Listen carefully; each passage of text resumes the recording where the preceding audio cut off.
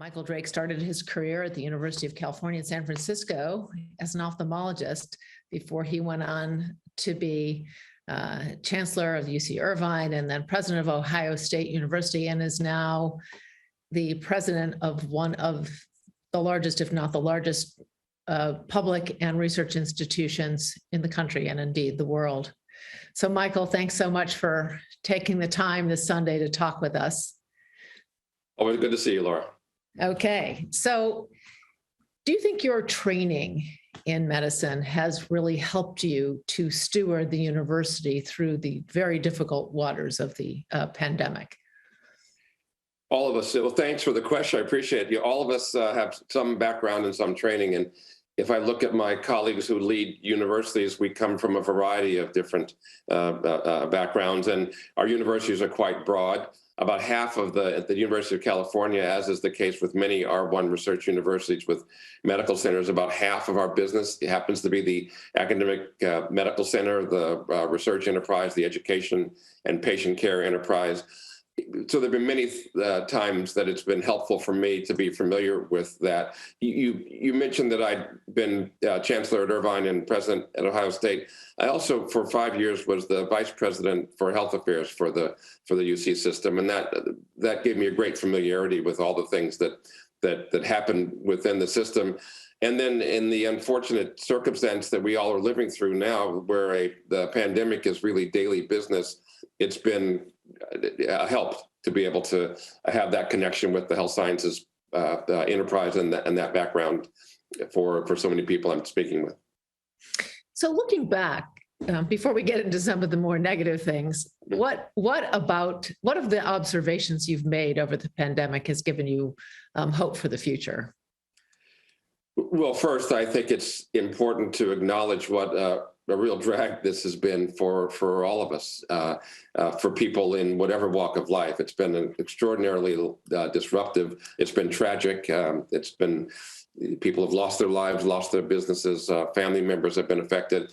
And when I've been asked that question multiple times during this past 2 years, and it's always been a little different. At the beginning, the main effects of the pandemic were seen for most people someplace else. With this latest Omicron wave, everybody now knows someone who's in fact been ill, and many more people know people who've been seriously ill or have lost their lives. So this has really been, it really has disrupted our world and our lives in ways that we've never seen before. The positive flip side is that, it brings out the best in people. The dedication and focus of so many to help each other has helped us to get to where we are. We have many hurdles, and there are things we could have and should have done better, but we're continuing to press forward. And I'm gratified with the word that we hear all the time is resilience, and that the kind of human spirit of buckling down and pushing forward is something that we see. And I remain optimistic that we're going to get to the other side of this. I think that that's within vision now, and that does give me hope. So overcoming vaccine skepticism and misinformation has been a major hurdle in this pandemic. What do you think the role of the university is, in particular UC, in countering false information in the public sphere on science, health, and other topics, and informing policymakers and the public? Well, that's a big question, and it's a challenging question. As universities, our main product is knowledge. Through our research, we are creating and discovering and refining new knowledge. Through our teaching, we are transmitting that knowledge to the next generation of leaders. And so we're really based on facts. We're really based on truth. We're really based on things that are real. And you, and again, the group should know you and I have known each other for years. In the time that we've known each other, the place of non-truth has just risen in our society. There are all of these outlets for information that turn out to be either not accurate, actually misleading, sometimes purposefully misleading. And that's a real challenge for us. We have always believed, as has been the case for the University of California with its, again, other universities as well, but a long history that we have focusing on free speech. One of the things we've often said is that the the best cure for bad speech is good speech, and the best cure for a lack of knowledge is more knowledge. And so we do our best to continually raise the bar on putting out the best information we can, doing the best research we can, sharing that with the appropriate policy leaders to the best we can. I will say that the noise out there, though, is greater than we've seen in the past. And so we have to do our best to continue to make sure that we can make the signal to noise ratio positive and appropriate. But it's an ongoing challenge. It is. And indeed, the education has to start earlier than university, of course. And is there a way to put some kind of pressure or influence on high school education to include civics, public health? Is that something the UCs can play any kind of role in? I believe we all have a role in that. We all have a role to be truth seekers and truth tellers. And it's at universities, it's at schools, but it's in our communities as well. And as organizations and as institutions, nothing perhaps could be more important for us. And again, what we see is the challenge that can be, because there are so many circumstances now where people are putting out information that's not accurate. There are fake medical journals, something that a term I never thought of until just recently. And I just think we have to continue to be steadfast in seeking the truth and being as honest and open and clear as we can about putting it out there. Two other things I want to say that are responsive to your question. I think that our work with policymakers, and we in the science and education and university community do wonderful in our spheres, but our spheres don't really manage these policies broadly. And our own relationships with policymakers in good times and bad, I think, are very, very important. And so that's important, I think, for all of us to maintain. And then as community leaders, as neighbors, as civic leaders in our own communities, I think it's important for us to make our voices heard. Well, let me follow up on that a little bit. UC is home to 6 of the 16 medical schools in California and 12 hospitals. Should we make it a priority to train physicians to have greater expertise and be advocates in public health and in regulatory science? I believe that's very, very important. When we're speaking about in the long term, you and I have been talking about the short term, which is today's focus, which often is COVID. In the long term, we think very much about climate science and the impact that climate change is having on, and the risk that climate change presents to us as a species. And when we speak as a university, as a large university system, about our impact there, we think of ourselves first as our faculty conducting research, learning, creating that knowledge that I mentioned before that helps us to know what we can do to do our best to mitigate the impacts of climate change. So we have to have the knowledge, and we develop the knowledge. The second thing that I say we need to do is to be able to share that knowledge with policymakers and share it in a way that helps those who are running our governments and our cities and our large corporations, et cetera, that helps them be able to incorporate that knowledge into their own activities. And then actually for us as a large system, the third thing we want to do is we have to walk the talk. We have to really behave in ways that decrease our own carbon footprint, move toward carbon neutrality ourselves. But that central pillar, our connections with policymakers, I believe that's critical. And it's interesting, when I was listening to Dr. Woodcock's talk today, it occurred to me that I bet so few people really understand the breadth and depth of what is required of the FDA. And I'm wondering, the University of California has one of the largest cultural exchange programs to study abroad. Maybe we should be thinking about, study at the FDA and maybe co-sponsoring with CERSI, fellowships to get people in there and trained so that we really get the next generation of physicians thinking about public service and public leadership, and such an important way to provide impact, in health, nutrition, drug development, new ideas for accelerating knowledge turns. I mean, what do you think about that kind of a notion? I think it's critically important. And again, as my career has changed a little bit, I spend a significant amount of my time, a third maybe, talking with policymakers about things. And, I think of this in an automotive analogy. Maybe this is my own thinking, but there's like the engine, that's where the power comes. And the policy is like the tires, like the rubber on the wheel. You can have all the power in the world, But if it's just going to the wheels with no tires, you're just spinning. And you really have to get that traction to move the thing forward. And so I spend a lot of time with policymakers. I think it's important. I find that they appreciate that time and that they are thoughtful and earnest and overwhelmingly wanting to do the right thing in the right way, and that our working with them really can help that. So I think it's very important. I think CERSI and other similar organizations working actively with FDA and many other organizations, I think that's only to the good. So, Michael, I've heard you talk about harnessing the notion of patriotism, the idea of invoking a patriotic response to the biologic invasion. Maybe you could talk a little bit about that and what you think we could promote around that. Well, you and I were blue skying a little bit, and I think I might have mentioned, as so many of us have been streaming so many things this last year since we were with ourselves a lot. And I watched again for the first time in decades, I think, a movie called Invasion of the Body Snatchers, and from the 1970s, I think, late 1970s. And it was about an alien species kind of coming to the world to take us over. And the more recent movie, Get Out, had a similar kind of theme, as something coming from the outside to take us over. And the films that imagine this kind of invasion, but the real challenge that we've had as a people in the real world to really come and disrupt our society and take the lives of our friends and neighbors and family members has been this biological invasion from a virus. And if we are going to defend our country, our neighborhoods, our way of life, it's really defending ourselves against this invader. And I think of the responsibility that we all have to take care of our families and ourselves and our neighborhoods, but broadly the responsibility that we have to take care of our communities, our society, our country, the world.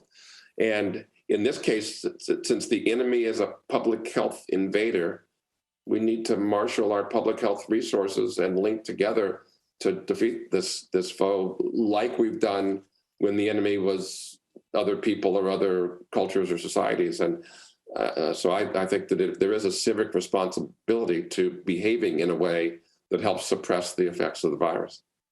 It's a really interesting notion, and I think one that might help educate the public about the idea of community responsibility as opposed to individual responsibility and one's personal choices. And so I love that, and I hope we can try and move that forward. Let me say one thing about that. A year ago at this meeting, in one of the conversations we were having, I remember we were thinking about what was going to happen now that there were vaccines. This was January of last year. Vaccines were just coming out, and we were speaking about the escape pressure that the vaccines were going to put on the virus to mutate in ways that would make it more challenging for us, and how what we really needed to do was to get everybody vaccinated as quickly as possible to reduce the amount of time that the opportunity for developing variants that were going to be dangerous to us that would have to develop and spread, et cetera. And so I go back to that because what we were speaking of then is the virus was going to behave like viruses always behave. And we knew that. And here's what it's going to do. What was going to determine the outcome of the pandemic is how we then dealt with that. And I think in many ways we've dealt with it in exemplary fashion, developing the vaccines, et cetera, et cetera. But my goodness, our policies and behavior of certain segments of our world and our community and certain inequities that we find across the world have really made it a challenge for us to get on the good side of this pandemic. The virus always behaving the same, our behavior determining how bad this is going to be. And I wish we could have done better. Well, I think that's a critical issue. And I want to roll back to the comment you made about the fake medical journals and, even the pressure on like Meals List having to close down because being sued. Is this something that, like a public university should be thinking of taking on, is to try and help create a place where people can understand better, is this real science or not real science? And so much of these fake journals are now being supported in amicus briefs to the Supreme Court or in trying to spread misinformation. I think it's something that we have to have a different notion to combat if we are going to survive all this. Yeah, I'll reveal something about myself. So when I first went from UCSF, where I'd had my career, to the UC office of the president to work as the vice president for health affairs, now 20 years ago, I go into our Monday morning meetings, and my colleagues around the table, I was the health sciences person, the others were the lawyers and the provost and the president, whatever. They were all talking about the Sunday morning talk shows and what was in the newspaper. And I was thinking, well, to my smug self, well, real knowledge comes from Nature and Science and the New England Journal. That's what I'd read, but you're all reading newspapers. And I will say that what I understand and what's so clear now is that lots more people read newspapers than read Nature and Science and the New England Journal. And us having the knowledge or being close to it and knowing it is not enough. We really have to make sure that we engage actively in the popular sphere, as many of us do, and many of your colleagues and mine, we see now regularly on the TV and news, and quoted in newspapers, giving information. I think that's an important civic duty for us, important for the science as well. And social media. So one of the most painful aspects of the crisis, of course, is the fact that communities of colors have been disproportionately impacted by the health, and economic effects of COVID. What changes do we need to make to create a more equitable system for both education and health? Well, times of stress like this, when we put stress upon our system and upon our society, those who are marginalized and vulnerable really bear the brunt of the negative impacts. And we've seen that in multiple communities in this pandemic. The communities of color, working communities where people had to interact with others to keep their jobs, the great economic pressure that put on them, the great risk that they were under physically by having to bear the brunt of the health effects of the pandemic while being vulnerable to the economic effects, show us these fissures and the separations we have in our society. And I just think whenever we see those things, we have to redouble our efforts to bridge those gaps and to take the lessons that we're learning to try to lift up those people among us who are disproportionately suffering from this, because we also know that they're disproportionately suffering from a variety of other things that we may be able to look past or not see. So I think that's a critical lesson to us that we've seen. And may I say, Laura, that if we look now at communities, there are, as is the case with so many other things in our health services and health sciences realm, different communities have suffered disproportionately from this virus. You mentioned communities of color. There are rural communities and communities in certain political persuasions who've had 3, 4, 5 times the fatality rate than others among us. And that's really our behaviors that are driving those things. And we have to see what we can do to bridge those gaps. Absolutely. And I think that means that we have to take a different role in social media and education and all of the ideas that you've brought forward. And maybe just a final comment. And do you think that this experience now is going to change the way you as a university president in the university community says, what is it that we're going to require of our university graduates to be prepared as leaders, not only to promote diversity and leadership programs, but what critical, again, it's not enough to know, it's enough, you have to have the social knowledge and social skills to be able to communicate. Does this experience lead us to be thinking differently about how we prepare our leaders of the future? Let me say that I believe that it very much reinforces that knowledge, that we have this balance between the science and the things that we are able to do in our labs and our clinics and those things that work so well, and in getting that knowledge to and being connected with the communities that we live in ways that make a difference. I see Mark McClellan on the screen, and Mark and I we were at the same institution for different times over many years in our increasingly longer lives. But there was a thing at Stanford that we called when I was an undergrad, that we called the fuzzy tech line, kind of a crack in the sidewalk between chemistry and and where music and art took place.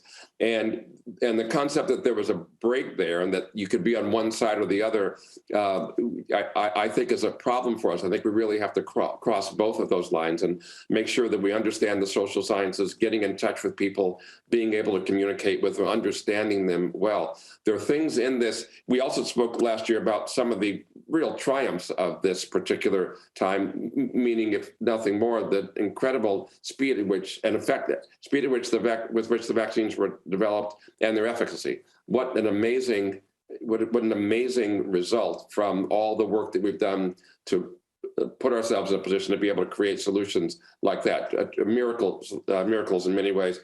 But then we found that we had people who wouldn't or couldn't take advantage of those miracles and pay the ultimate price for that. And so there's really that nexus. There's really a gap between what we can do and what we do.